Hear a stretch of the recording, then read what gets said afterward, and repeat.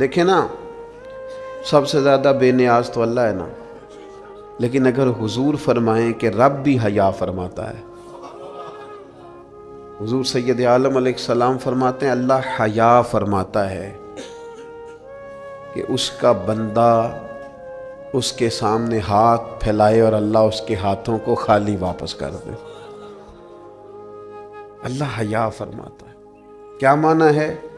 کہ اللہ تبارک و تعالی لحاظ کرتا ہے اس بات کا کہ اس بندے کی امید نہ ٹوٹ جائے، رب کی بارگاہ سے جو اس کی توقع ہے وہ توقع نہ ختم ہو جائے۔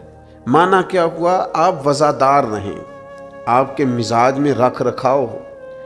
بعض لوگ بعض اوقات ایسی بات بول دیتے ہیں، ایسی بات کر دیتے ہیں، اس طرح کی گفتگو ان سے سرزد ہوتی ہے کہ وہ محسوس ہوتا ہے کہ جو اس بندے کی شخصیت ہے نا، جو اس کی پرسنالٹی ہے، اس کے ساتھ وہ بات میچ نہیں ہوئی۔ تجھے تو بہت زیادہ خیال والا ہونا چاہیے تھا، تیرے مزاج کے اندر تو بہت زیادہ وزاداری ہونی چاہیے۔ نبی پاک صلی اللہ تعالی علیہ وسلم نے فرمایا رب حیا کرتا ہے، اور ایک مقام پہ حضور نے فرمایا جب سفید داڑھی والا مسلمان قبر میں جاتا ہے تو اللہ فرشتوں سے فرماتا ہے اسے عذاب نہ دینا، مجھے حیا آتی ہے۔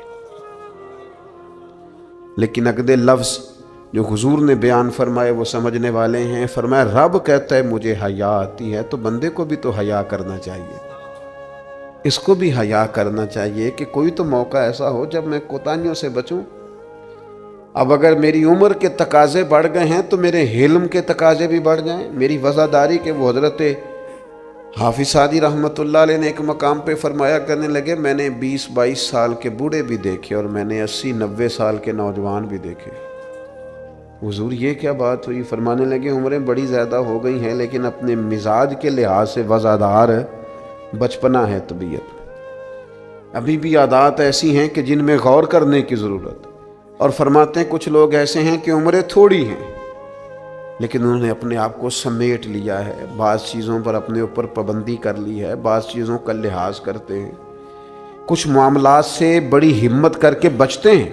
پھر انہوں نے نتیجہ نکالا، کہنے لگے میں اس نتیجے پہ پہنچا ہوں کہ بزرگی عمر کے ساتھ نہیں ہوتی، علم اور حلم کے ساتھ ہوتی ہے، علم اور حلم کے ساتھ بزرگی کا تعلق ہے۔ تو اپنی آنے والی نسل کو وزادار کیا جائے، اس کے اندر حیا پیدا کی جائے، انہیں اس بات کا لحاظ دیا جائے کہ آپ مذاق کریں لیکن اس کی بھی تو حد ہو نا۔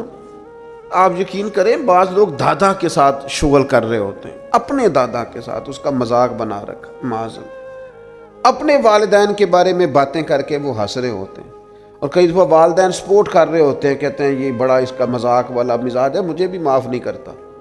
تو آپ اسے کیا بنا رہے ہیں؟ جب یہاں بھی اس کا پردہ قائم نہیں ہے تو پھر اس کا پردہ کہاں قائم ہوگا؟ اس کی طبیعت کے اندر ٹھہراؤ ہونا چاہیے۔ وہ لوگ تو وہاں بھی وزادار تھے جہاں بات کرنے کی ضرورت ہے۔ نبی پاک علیہ السلام نے صحابہ سے پوچھا کہ وہ کون سا درخت ہے جس کی مثال مومن کی طرح ہے، تو حضرت عبداللہ ابن عمر فرماتے ہیں مجھے سوال کا جواب آتا تھا کہ وہ کھجور کا درخت ہے، لیکن چونکہ حضرت عمر بیٹھے تھے میرے والد، چونکہ حضرت صدیق اکبر بیٹھے تھے، چونکہ حضرت عثمان غنی بیٹھے تھے، چونکہ علم و حکمت کے تاجور مولا علی بیٹھے تھے، مجھے جواب آتا تھا۔ لیکن حضرت عبداللہ ابن عمر فرماتے ہیں حیا مانے تھی، حیا نے مجھے منع کیا کہ اتنے بزرگ بیٹھے ہوں اور تو جواب دیتا پھرے۔ ہمارے مفسرین کرام نے یہاں لکھا ہے کہ اساتذہ اور مشائخ کی موجودگی میں علم بتانا بھی منع ہے۔ آپ کے بڑے بیٹھے ہوں آپ تقریر کرنے سے بھی لحاظ کریں، آپ وہاں کوئی مسئلہ نہیں بیان کریں۔ یہاں تو بڑے معاملات اور ہو جاتے ہیں۔ ہمیں اپنے بزرگوں کے سامنے ایک خاص وزاداری وہ بندے کو خوبصورت کرتی ہے۔ حضرت عباس حضور کے چچا ہیں، ان کے بیٹے جناب عبداللہ ابن عباس فرماتے ہیں میرے والد سے کسی نے پوچھا تھا آپ بڑے ہیں کہ نبی پاک؟ تو بڑی سادی سی بات ہے، چچا بڑا ہی ہوتا ہے عمر میں، آپ بڑے ہیں کہ نبی پاک؟ تو یہ وزاداری ہے، یہ کمال وزاداری ہے۔ یہ ان لوگوں کا طریقہ ہے جو بڑے رسیلے سجیلے، جو بڑے خوبصورت لوگ ہوتے ہیں، جن کے لہجوں سے لفظ نہیں شہد ٹپکتا ہے، حضرت عباس رضی اللہ تعالیٰ عنہ فرمانے لگے کیا کہا تم نے میں بڑا ہوں کہ حضور؟ فرمانے لگے بڑے تو حضور ہی ہیں، پیدا پہلے میں ہوا تھا، ولادت پہلے میری ہوئی تھی، بڑے بہرحال وہی ہیں، پیدا پہلے میں ہوا تھا۔ یہ جو وزاداریاں ہیں، یہ جو خوبصورتیاں ہیں، یہ جو آپ کے مزاج کے اندر خوبصورتی ہے، یہ جو لہجے کے اندر حسن ہے، یہ ایک بڑا ضروری کام ہے۔ بہت سارے لوگ دینی لوگوں سے مسئلہ پوچھنے آتے ہیں، لیکن ان میں 60% لوگ وہ ہوتے ہیں جو مسئلہ پوچھنے نہیں آتے، مفتی صاحب کو مسئلہ بتانے آتے ہیں۔ میری طرح کا بندہ تو چونکہ ذرا جلدی قائل ہو جاتا ہے، وقت تھوڑا ہوتا ہے تو بہت سارا ٹائم نہیں دے پاتے، تو میں کہتا ہوں کہ آپ کے خیال میں جو مجھے کہنا چاہیے وہ آپ مجھے بتا دیں، میں آپ کو کہہ دیتا ہوں، کیونکہ آپ جو چاہ رہے ہیں وہ تو ہے آپ کی مرضی کا فتویٰ، تو مجھے آپ بتا دیں بھلا اس سوال کا جواب کیا ہونا چاہیے، میں آپ کو بتا دیتا ہوں۔ لیکن اگر آپ مجھ سے پوچھنے آئے ہیں تو پھر آپ حوصلہ کریں، پھر دین جو بات کہتا ہے وہ مجھے بیان کرنے دیں، پھر مرضی کا فتویٰ حاصل نہ کریں، پھر ذرا رکیں۔ اور یہی حالت بہت سارے اللہ ماشاء اللہ شاگردوں کی ہوتی ہے۔ ان کا خیال ہوتا ہے استاد میری مرضی کے حساب سے تعلیم دے، مریدین کا خیال ہوتا ہے کہ شیخ اس طرح کر کے چلے۔ تو بھئی تیری شرطوں پہ ہی کرنا ہے، اگر تجھ کو قبول تو یہ سہولت تو مجھے سارا جہاں دیتا ہے۔ اگر تیری شرطوں پہ ہی تو نے آنا ہے کہ میرے پاس یہ ٹائم ہے تو اس ٹائم آؤں گا، تو میں اس وقت پسند کرتا ہوں تو میں اس وقت آؤں گا، تو آپ اگر یہ کہیں گے تو پھر میں یہ تیری شرطوں پہ ہی کرنا ہے، اگر تجھ کو قبول، یہ سہولت تو مجھے سارا جہاں دیتا ہے۔ پھر تو ٹھیک ہے، اگر ہم نے کچھ لوگ کچھ دو کی پالیسی پہ ہی تعلق بنانا ہے تو پھر استادی شاگردی تو نہ ہوئی، پھر تو ٹھیک ہو گیا، پھر یارانے کریں گے، دوستیاں کریں گے، اس طرح کے لوگ تو ڈھیروں مل جاتے ہیں۔ اپنی زندگی کے اندر وزاداری، خوبصورتی، ٹھہراؤ، لہجے کے اندر حسن، مزاج کے اندر ایک کمال۔ حضرت امام مالک رحمۃ اللہ علیہ کو کسی بات پر امام اعظم نے بڑا ڈانٹ دیا، شاگرد تھے، بڑا ڈانٹ دیا، سخت ڈانٹا، اور اس کے بعد بھی وقفے سے کبھی کوئی ایسی بات ہوتی تو امام صاحب کہتے ہیں میری طبیعت سے وہ غصہ نہ جاتا کہ یار اس نے ایسا کیوں کیا۔ کچھ عرصے کے بعد جا کے وہ بات کھلی کہ جس بات پر امام ابو مالک کو ڈانٹا ہے ان کی تو غلطی نہیں تھی، دوسرے کلاس فیلو کی غلطی تھی، ان کی تو انہوں نے تو یہ بات کہی نہیں، تو کسی اور نے کہی تھی اور نام ان کا لگ گیا۔ بچے کر دیتے ہیں نا شرارت، کسی نے کی نام کسی، تو امام اعظم ابو حنیفہ رحمۃ اللہ علیہ امام مالک سے کہنے لگے بیٹا تم نے بتایا کیوں نہیں، اتنی ڈانٹ کھا لی۔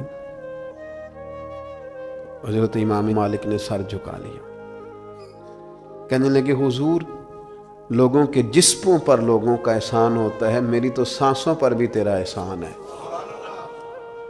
میری سانسیں بھی تیری مقروض ہیں۔ یہ جو لوگ مالک کو جانتے ہیں یہ اس نسبت سے جانتے ہیں کہ یہ ابو حنیفہ کی گلی میں آتا جاتا ہے، سونیاں زندگی میں جتنا نام اور عروج پایا تیرے صدقے پایا، 4 جھڑکیاں نہ سہ سکتا تیرے نام پر، میں نے پسند نہیں کیا۔ اور پھر آپ نے پوچھا بھی تو نہیں نا کہ بتاؤ، آپ نے کہا ڈانٹ کھانی ہے تو دکھ قبول محمد بخشا بس راضی رہن پیارے، کوئی حرج نہیں۔ آپ نے کہا ڈانٹ کھانی ہے تو کھا لیتی، اس میں حرج والی کون سی بات؟ یہ خاص وزاداری، یہ خاص خوبصورتی۔ میں آپ سے عرض کروں، ہمارے گھروں میں جو بڑے بوڑھے ہوتے ہیں نا، وہ جب پڑھی لکھی بہو لے کے آتے ہیں نا تو اس کا مطلب یہ تھوڑی ہوتا ہے کہ وہ بیچارے ہانپتے کامتے رہیں گے، ڈرتے رہیں گے کہ جناب بہو بڑی پڑھی لکھی ہے یا داماد بہت پڑھا لکھا ہے تو کوئی ایسی بات نہ ہو جائے کہ وہ کہے ہو بابے کو تو پتہ ہی نہیں۔ پڑھا لکھا وہ بندہ ہوتا ہے جو دوسروں کے مزاج کی رعایت کرے، جو تھوڑا سا سمجھے کہ میری اس چیز کی وجہ سے کوئی شخص کسی کمزوری کا شکار تو نہیں ہو رہا۔ اگر آپ نے تربیت کی ہے تو پھر تربیت کا معنی تو یہ ہونا چاہیے کہ اسے ادب بھی کرنا آئے، پیار بھی کرنا آئے، گھر کے بزرگوں کے حق میں اس کے رویے میں نرمی بھی آئے۔ اور اگر آپ نے تربیت یہ کی ہے کہ ہم چما دیگرے نیز تمہاری طرح کا دوسرا کوئی نہیں، تو پھر یاد رکھو اگر تمہاری طرح کا دوسرا کوئی نہیں نا تو پھر تمہیں بھی کوئی ماننے کو تیار نہیں ہے۔ پھر جعلی روب اور ہوتا ہے اور دلوں میں محبت اور ہوتی ہے، پھر ان چیزوں میں فرق ہوتا ہے۔ اگر آپ تعلیم یافتہ ہیں تو آپ دوسروں کے مزاج کی رعایت کریں، آپ کو پھر حضرت مولا علی شیر خدا رضی اللہ تعالیٰ عنہ سے کسی آپ نے فرمایا، ایک مقام پہ فرمایا ہر چیز کی زکوٰۃ ہوتی ہے، عقل کی زکوٰۃ پتہ کیا ہے؟ حضور کیا فرمایا؟ عقل کی زکوٰۃ جاہلوں کے ساتھ گزارا کرنا ہے۔ تیری عقل کی زکوٰۃ نکلے گی، تجھے پتہ چلے گا کہ تو کس طرح گزارا کرتا ہے، اور اگر تو جاہل سے گزارے نہیں کر سکتا تو پھر اس کا مطلب یہ ہے کہ تو نے علم کو سمجھا۔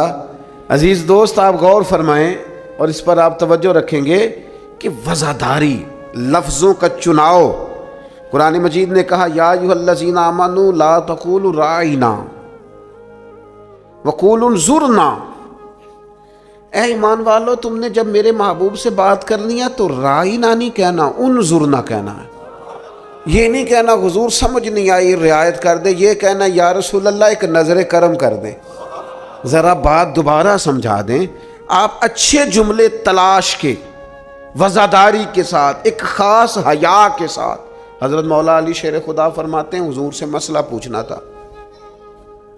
مسئلہ پوچھنا بڑا ضروری کام ہے، اگر آپ مسئلہ دریافت نہیں کرتے تو بڑا عرصہ تک ماحول اس طرح کا رہ جاتا ہے کہ جس سے آپ جہالت میں ہی وہ کام کرتے رہتے ہیں۔ مسئلہ پوچھیں گے تو بات بہتر ہوگی، آپ بات پوچھ لیں گے، بات کلیئر ہو جائے گی، آپ پھر صاف ستھرے معاملے کے ساتھ عمل کر سکیں گے۔ تو حضرت مولا علی کہتے ہیں حضور سے مسئلہ پوچھنا تھا۔ سوال کرنا بڑا ضروری ہے، خود حدیث پاک میں موجود ہے سوال کرنا آدھا علم ہے، لیکن حضرت علی کہتے ہیں نبی کریم سے مسئلہ پوچھنا تھا، میں نے مہینوں انتظار کیا،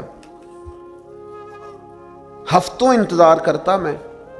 میرا خیال تھا کہ میں سوال کی تکلیف بھی نہ دوں، کوئی اور آ جائے آ کے حضور سے مسئلہ پوچھ لے۔ حیا مانی تھی میں داماد ہوں حضور کا رشتے میں، کچھ ایسی باتیں ہیں جو حیا کے مانند میں سوال نہ کرتا، میرا دل ہوتا کوئی اور پوچھ لے، وہ پوچھے گا حضور بتائیں گے، ساتھ میرا مسئلہ بھی حل ہو جائے گا۔ لیکن جہاں لوگ بے باکی کو اور بے حیائی کو کہتے ہیں جی او میں پرواہ نہیں کرتا، تو یہ تو بھئی آپ نہیں پرواہ کرتے تو آپ کی مرضی ہے۔ اور ہمارے زمانے میں ویسے بھی جو زیادہ بدتمیز ہوتا ہے اس کا عروج بھی زیادہ ہوتا ہے، بدتمیزوں سے لوگ ڈرتے ہیں۔ بدتمیز جو ہوا لوگ اس سے ڈرتے ہیں، کہتے ہیں یہ کوئی ایسی بدتمیزی کر دے گا کہ بعد میں دقت ہوگی۔ وہ شریف آدمی اس سے جھجک رہا ہوتا ہے، وہ سمجھ رہا ہوتا ہے میں بڑی شے ہوں، تو کچھ بھی نہیں ہے بھائی، تو بدتمیز ہے۔ اور کچھ لوگ گاند سے اس لیے بچتے ہیں کہ اس میں روڑا پھینکا تو چھینٹے پڑیں گے، پھر کپڑے بدلنے پڑیں گے، نہانا پڑے گا، اس لیے لوگ بچ کے گزرتے ہیں۔ اور تیرا خیال ہے کہ تجھ سے بڑا لوگ ڈرتے ہیں؟ تو اپنی زندگی میں وزاداری، شرم و حیا۔ اب دیکھیے سیدہ عائشہ صدیقہ رضی اللہ تعالیٰ عنہ ارشاد فرماتی ہیں نبی پاک علیہ السلام عرب کی کنواری لڑکیوں سے بھی زیادہ حیا والے تھے، شرمیلے تھے۔ حضور علیہ السلام فٹافٹ بے باک ہو کر کسی سے کوئی بات نہ کرتے۔ اب دیکھیں صحابہ غلام ہیں رسول پاک کے، اگر حضور کسی کا نام لے کے بھی اس کی تربیت کرنا چاہیں تو وہ آدمی خوش ہوگا، سعادت مندی ہوگی، لیکن حضور کو کسی شخص کے بارے میں بتایا جاتا نا فلاں نے یہ بات کی ہے، تو کبھی نامینیٹ کر کے اس بندے کے سامنے بات نہیں کرتے۔ یہ وزاداری والا معاملہ ہے۔ تو محبوب کیا فرماتے؟ حضور فرماتے لوگوں کو کیا ہو گیا ہے، اب انہوں نے اس طرح کرنا شروع کر دیا۔ وہ ایک کی بات ہوتی سب کو سمجھ آ جاتا اور اس کی بھی ساتھ لگتے اصلاح ہو جاتی۔ اپنی مزاج سے اپنی وزاداری کو ختم نہیں کریں، اپنے لہجے کو ختم نہ کریں۔ میں مذہبی اسٹیجوں پہ دیکھتا ہوں مجھے بڑی تکلیف ہوتی، جو فلانی چیز نہ مانے وہ حلالی نہیں، جو فلانی بات کا جواب نہ دے باپ کا ہی نہیں۔ یہ آپ کا سٹائل ہے؟ یہ دیندار لوگ اس طرح بات کرتے ہیں؟ یہ آپ ڈگریاں جاری کر رہے ہیں؟ کیا رسول پاک علیہ السلام کا انداز تبلیغ معاذ اللہ یہ تھا؟ میں کیا کروں، صرف میں دینی لوگوں کی بات نہیں کر رہا۔ جو آدمی گندے لطیفے سناتا ہے نا اسٹیج پہ بیٹھ کے، اس کی آپ فین فالوئنگ دیکھیں کتنی زیادہ ہے۔ سٹیٹس کیا ہے؟ گند بولتا ہے، لطیفے سناتا ہے، اور اس کو سننے والوں کی تعداد کیا آ رہی ہے، دنیا ٹوٹ کے پڑ رہی ہے۔ یہ ہمارے معاشرے کے مجموعی مزاج کی عکاسی کرتی ہے کہ وزاداری کس حد تک ختم ہو گئی، اپنے انداز میں، اپنے لب و لہجے میں، خاص شرم و حیا، خاص خوبصورتی۔ ہمارے جو دیہاتی گھر ہوتے تھے ان کے اندر بڑی وزاداری ہوتی تھی، ان کے اندر بڑا خیال رکھا جاتا تھا، چیزوں کو بڑا سمجھا جاتا تھا۔ یہاں آپ حالت دیکھ لیں، شادی بیٹی کی ہو یا بیٹے کی ہو، سارا خاندان بیوٹی پارلر میں بیٹھا ہوتا ہے. کوئی وزاداری نہیں رہی، کوئی وہ معاملہ ہی نہیں رہا جس میں حسن ہوتا تھا، خوبصورتی ہوتی تھی. رسول پاک صلی اللہ تعالی علیہ وسلم نے فرمایا حیا خیر ہی خیر ہے، حیا سراپا خیر ہے. تیرا جھکا جھکا لہجہ، تیرے جھجکتے لفظ، تیری ٹھہری ٹھہری باتیں، تیرا ذرا سمٹ کر چلنا، سمٹ کر بات کرنا، تیرے لہجوں کا ٹھہراؤ، گویا یہ وہ ٹھنڈی ہوا ہے جو چلے گی تو صحیح پر کسی کو فائدہ دے گی، نقصان نہیں دے گی. لیکن اگر تیرا خیال طوفان بننے کا ہے، پھر ایسا نہ ہو کہ درخت بھی ٹوٹیں، رستے بھی بند ہوں، عمارتیں بھی گریں. حضور نے فرمایا حیا خیر ہی خیر ہے، حیا جہاں آتی ہے خیر لاتی. نبی پاک صلی اللہ تعالی علیہ وآلہ وسلم ایک جگہ سے گزرے، یہ بخاری میں موجود ہے. تو ایک شخص اپنے بھائی کو سمجھا رہا تھا، اسے کہہ رہا تھا یار تو بڑا ہی شرمیلا ہے، اس طرح بھی کوئی کام ہوتا ہے؟ تیری شرم و حیا کی وجہ سے بڑے مسائل بنتے. بھائی کو ڈانٹ رہا تھا کہ تو اس قدر زیادہ جھجکتا ہے، شرمیلا ہے کہ بڑے ہمارے مسائل خراب ہو گئے تیری جھجک کی وجہ سے. تو حضور قریب سے گزرے تو یہ میرے کریم کا انداز دیکھیے، حضور فرمانے لگے اسے کچھ نہ کہہ، اسے چھوڑ دے، اس لیے کہ حیات و ایمان کا حصہ ہے، حیات و ایمان کا حصہ ہے. اور ایک حدیث میں حضور نے فرمایا 70 سے زیادہ شاخیں ہیں ایمان کی، اور حیا بھی ایمان کا حصہ ہے. آپ وزادار رہیں، آپ میں خوبصورتی رہے گی، آپ تھوڑا سا انتظار میں رہیں، آپ تھوڑا سا رکیں، آپ کوئی اپنے مزاج کے اندر کوئی ایسا چھچورا پن پیدا نہیں کریں جس سے آپ کی طبیعت، آپ کا لہجہ، آپ کا انداز، آپ یقین کریں سنجیدہ لوگ تو حجروں میں چلے گئے. ایک بہت بزرگ تھے، عالم بھی تھے، تو کچھ سیاسی سوجھ بوجھ اچھی رکھتے تھے. میری ان سے ملاقات ہوئی تو میں نے ان سے کہا کہ صاحب آپ کو تو بڑا اچھا سیاستدان سمجھا جاتا تھا، تو کیا ہوا آپ چھوڑ گئے؟ کہنے لگے موجودہ سیاست سے وزاداری رخصت ہو گئی ہے، لہذا ہم نے بھی ارادہ کیا ہے کہ اب یہ دامن بچانے والا کام ہے، لہذا قبل از وقت بھرا میلہ چھوڑ دینے کا ارادہ کیا ہے. اب یہ ماحول ہمارے والا نہیں رہا، ہم دامن بچانے کا ارادہ کیا ہے کہ اس میں وزاداری نہیں. میرے عزیز کبھی بھی اپنے مزاج سے، اپنے مرتبے سے، اپنے وقار سے نیچے اتر کر کبھی کوئی بات نہ کریں، کبھی کوئی کاروبار نہ کریں، کبھی کوئی لین دین نہ کریں. آپ اپنی وزاداری، اپنا حسن، اپنے ایمان اور تقوی کے ثمرات کی حفاظت کریں، کسی جگہ کوئی کمزوری نہیں دکھائیں. آپ اس خوبصورتی کا شکار رہیں جو اسلام نے عطا کی، اور اسے اپنے دامن میں بہت بڑی نعمت سمجھ کے سما کے رکھیں، کوئی کمزوری نہ دکھائیں. تھوڑی سی مشکل ہوتی ہے جب انسان زمانے کے ساتھ مل کے نہیں چلتا تو مشکلات آتی ہیں تھوڑی بہت. جب دور کے مطابق فیشن نہیں کرتا تو ظاہر ہے اسے لوگ پینڈو بھی کہتے ہیں، اسے جاہل بھی کہتے ہیں، اسے یہ بھی کہتے ہیں کہ اسے شعور کوئی نہیں. یہ تانے تھوڑے بہت سننے پڑتے ہیں، لیکن آپ کی وزاداری، آپ کے وقار میں، آپ کے لہجے میں کسی قسم کی کوئی کمزوری نہیں آنی چاہیے. آپ ایک نمونہ ہیں، اور یہ مت سمجھیے گا کہ لوگ صرف آپ کی تقریر سے تاثر لیتے ہیں. آپ کا نمونہ عمل آپ کے گھر سے لے کر دوستوں کی محفل تک وہ شمار کیا جاتا ہے. آپ بڑی خوبصورتی کے ساتھ حضرت غوث اعظم رضی اللہ تعالیٰ عنہ 2000 دینار کا جوڑا پہن کے جمعے کا خطبہ دیتے تھے.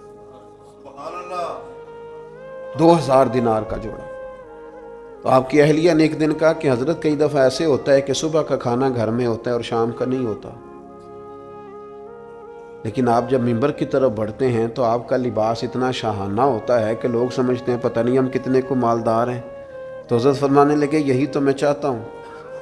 میں نہیں چاہتا کہ میں پھٹے کپڑے پہن کے رکھوں اور لوگ جاتی دفعہ میرے ہاتھوں میں نذرانہ تھما کے جائیں کہ یہ رکھ لیں، لباس لے لیجئے گا. فرمایا اس طرح کا لباس پہنیں گے، اس طرح کی وزاداری اختیار کریں گے کہ جدھر جدھر سے گزریں گے لوگ سمجھیں گے کہ اللہ نے دینداروں کو بڑا بے نیاز بنایا ہوا ہے. ہم اپنی وزاداری کے اندر کیوں کوئی کمزوری لائیں؟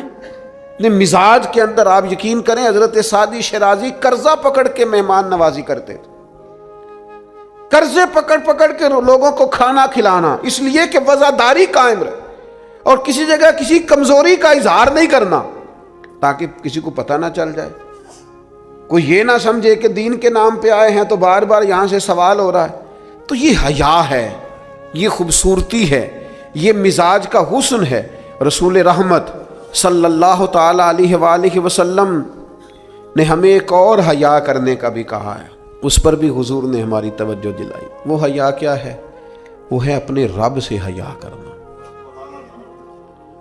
اپنے مالک سے حیا کرنا۔ جب ہم لوگوں کے بیچ ہوتے ہیں تو لوگوں سے حیا کرتے ہیں،